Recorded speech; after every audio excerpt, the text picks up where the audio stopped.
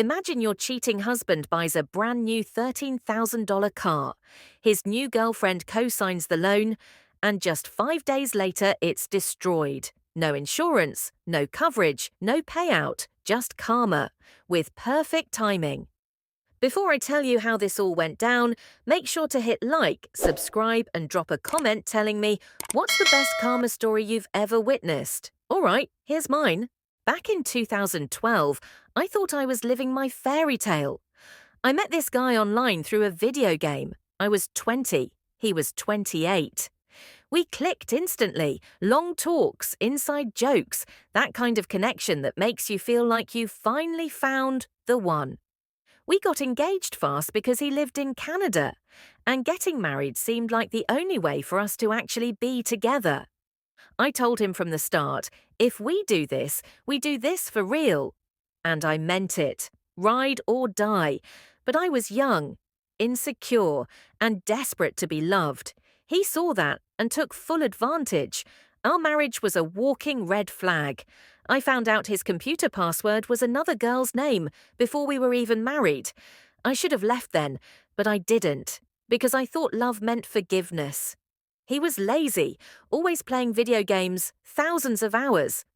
Meanwhile, I was busting my ass, working full-time, going back to college, trying to fix our finances and get us out of debt.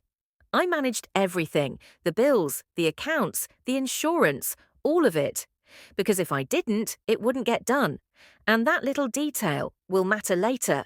Then, in 2014, I found out the truth. One night, I heard his computer pinging.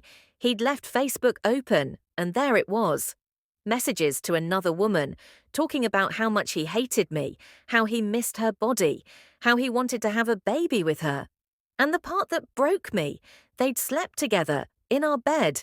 When I confronted him, he didn't even flinch. He just said, "We should probably divorce."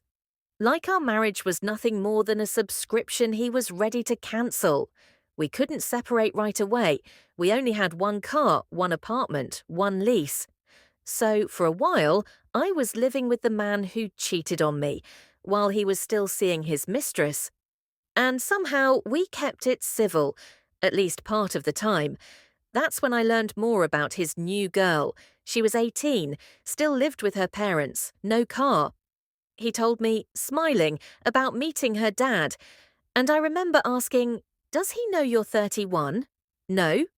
Does he know you're a dishwasher? No. Does he know you're married? Also number. What a catch, right? He even had the nerve to ask me for a ride to her house once. I almost laughed in his face. Then one morning, I got an email from our car insurance company. It said our policy had been updated. I log in, and boom, there's a new car on our account. I called the insurance company immediately, confused as hell. They told me he'd called and added a car himself. Apparently, because he was a full policyholder, he had the right to. So I called him, and that's when I found out he'd bought a brand new car, and his new girlfriend had co-signed the loan. Let that sink in. A teenager co-signed a loan for a married man who washed dishes for a living. I was beyond angry, and when I saw the new car had raised our insurance premium, I snapped. I wasn't about to pay 1 cent more because of his stupidity. So I had an idea.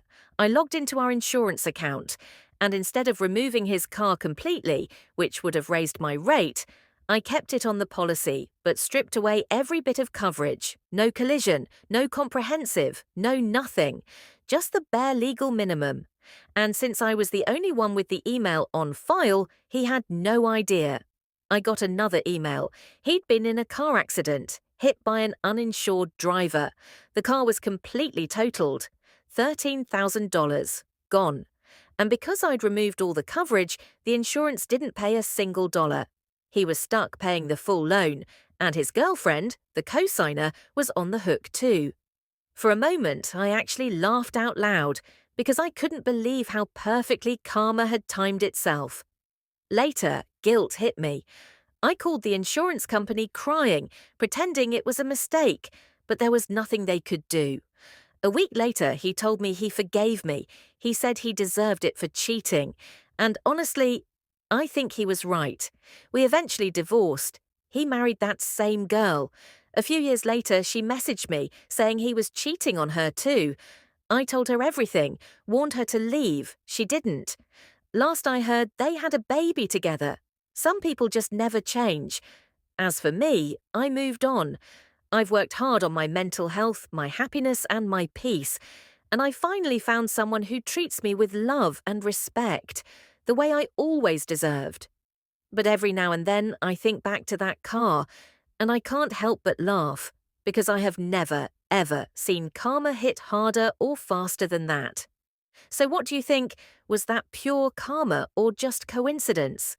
If you enjoyed this story, hit like, subscribe, and tell me in the comments what kind of revenge story you want next.